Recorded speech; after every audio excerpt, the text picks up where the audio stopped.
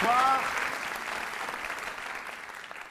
Je suis très heureux d'être ici ce soir parce que, pour la petite anecdote, il faut que vous sachiez que moi je suis Aveyronnais et j'ai fait mes études à Toulouse. Ouais, à l'université Paul Sabatier, donc ça me fait quelque chose de vous revoir, ça me fait plaisir. Oh.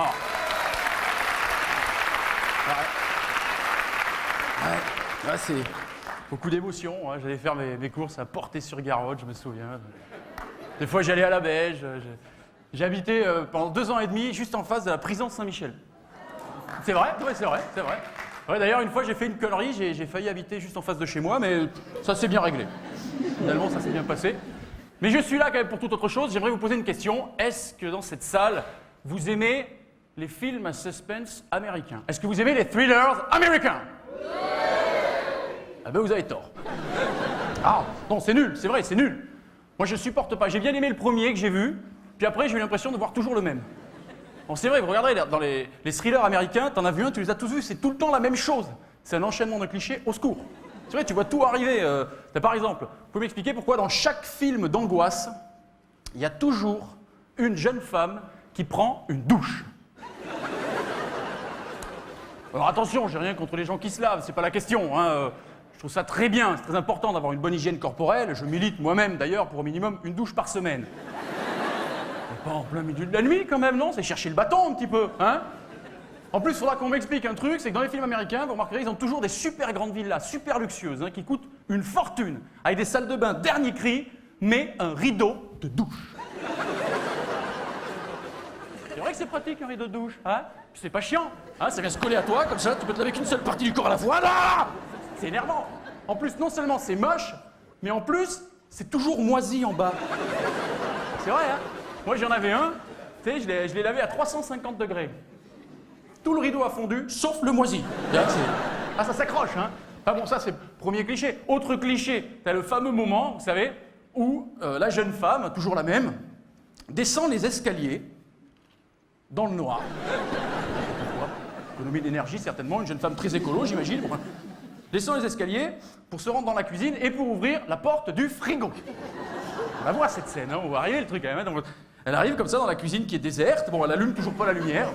Bon, pourquoi? En même temps, c'est vrai que dans les films américains, les noirs sont toujours assez clairs. Hein, on y voit toujours bien. Nous, on connaissait le gris, eux, ils inventaient le noir très clair. Bon. Donc elle arrive comme ça devant son frigo. On le voit arriver quand même. Elle ouvre la porte. Une fois la porte ouverte, elle dit « Oh tiens, mais qu'est-ce que je fous là? Moi, j'ai besoin de rien. » Elle referme la porte et hop, le tueur, il s'était caché juste derrière. Dis donc. Mince, j'ai pas vu arriver. C'est dingue, hein? En même temps, c'est un petit peu de sa faute. Elle n'a qu'à pas avoir un gros frigo. Non, c'est vrai, moi, je vois dans mon studio à Paris, je suis en sécurité. J'ai un petit frigo. J'ai le temps de le voir arriver, le tueur, moi, tu vois? Ah oui, admettons, je me lève en pleine nuit pour aller voir ce qu'il y a dans mon frigo. Bon. Ça m'arrive jamais, je sais très bien ce qu'il y a dans mon frigo, hein. Y a rien, mais bon. Hypothèse de fou, hein, donc je me lève comme ça, tiens, je vais au frigo, j'y suis. Bon. J'ouvre la porte.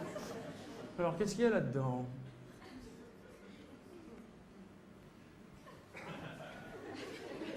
Dis donc, toi.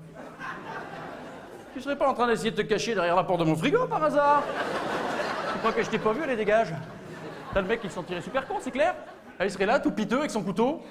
Pas autant pour moi, je voulais pas déranger. Ah, je filoche. Ah, à tout hasard, vous n'auriez pas une douche avec un rideau? Non plus, très bien. Bonne soirée, si, bonne. Bon, alors évidemment, vous allez me dire, dans ces films-là, il y a toujours le héros. Alors, vous remarquerez, le héros, c'est toujours un ancien quelque chose. Hein, c'est-à-dire ancien flic, ancien militaire, ancien agent secret. Bon, pas ancien boulanger ou ancien joueur de curling, ça n'aurait pas de sens, on est bien d'accord. Et ce mec-là, ça fait des années qu'il n'a pas pratiqué, et en 2 minutes, il est au top. Il a retrouvé toute sa condition physique. Exemple, il marche dans un tunnel, comme ça, décontracte, hop, et derrière lui, une retenue d'eau pète. L'eau s'engouffre dans le tunnel, il se met à courir, et bien il court plus vite que l'eau, dis donc. Oh, ça va mouiller. Alors évidemment, à un moment clé du film, quand l'enquête piétine, notre héros reçoit toujours un appel d'une personne qui connaît l'identité du tueur. Alors comment cette personne a eu les coordonnées du héros, je ne sais pas. Peut-être elle a téléphoné au 118, 218, enfin... Toujours est-il qu'elle téléphone, dring, de sonnerie. Le héros décroche. Oui, allô? Oui, allô, bonjour, je voudrais parler au héros, s'il vous plaît. Oui, c'est moi. Voilà, je sais qui est le tueur. Qui est-ce? Non, là, je peux rien dire au téléphone, c'est beaucoup trop risqué. Je préfère qu'on se voit cette nuit à 3h du matin dans un endroit hyper dangereux. Vous avez raison, c'est plus sûr. Pourquoi il lui dit pas à ce moment-là, le mec, hein? Si c'est une question de forfait, c'est mesquin quand même, non? Parce qu'on sait qu'il va se faire buter, le gars, donc il la crasse, sa balda. De toute façon, on est tous d'accord pour dire que dans ce genre de film, il suffit d'écouter la musique pour savoir ce qui va se passer. C'est vrai. D'ailleurs, je suis désolé, mais la nana qui va se faire buter, si elle l'écoutait un petit peu plus, la musique, peut-être qu'elle irait pas la prendre, sa douche. Elle serait là, comme ça, elle ferait sa maline. Ouh, quelle heure il est? Ouh, 2h30 du matin. C'est l'heure d'aller me doucher.